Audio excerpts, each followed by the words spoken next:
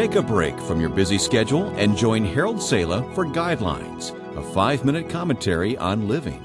Henry Blackaby is the author of the best-selling book, Experiencing God, which has been an encouragement and help to many thousands of people.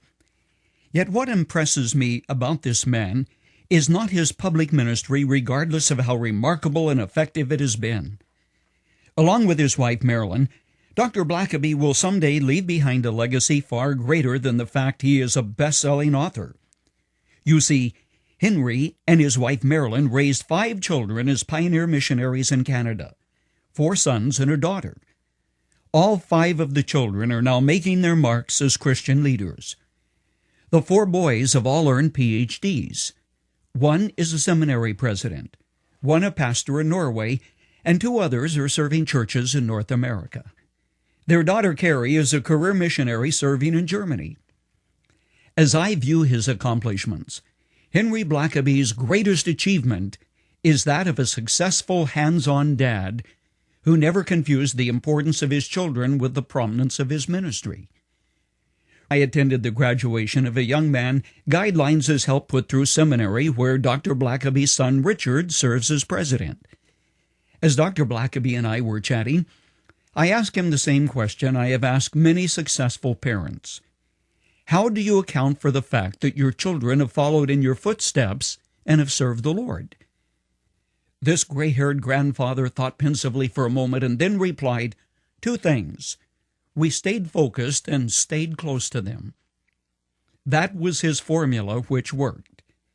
It's needless to tell you that vast numbers of people, many of whom are believers themselves, look back and ask the sobering question, why?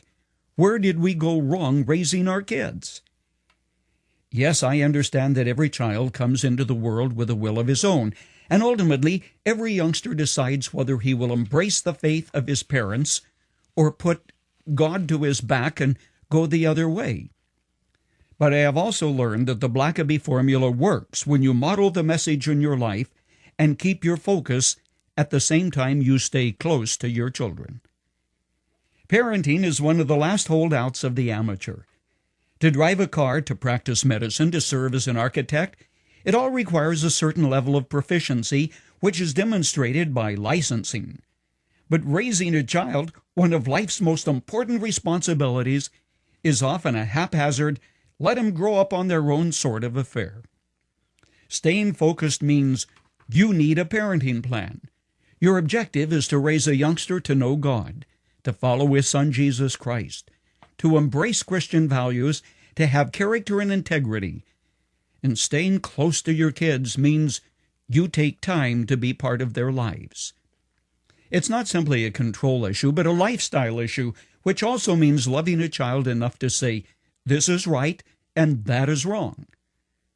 The time to get serious about parenting is not when you have a teenager and all of a sudden you realize that you are on a collision course, a battle of wills, and the desire is there to see your kid pack up and leave home. Parenting begins long before your child ever comes into the world, when you as a couple decide, as for me and my house, we will serve the Lord. The Blackaby parenting formula works. Stay focused. Stay close to your kids. And someday you too will be able to look back and say, thank God, I'm humbly grateful.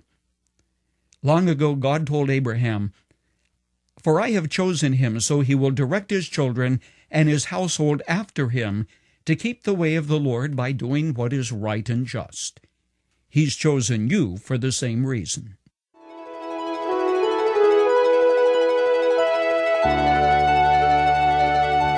Long ago, Scripture said, train up a child in the way he should go, and when he's old, he will not depart from it. That means you have a job to do, and with God's help you can. I'd like to invite you to visit our Guidelines website at guidelines.org for resource materials that will help you. Write to Guidelines at guidelines.org.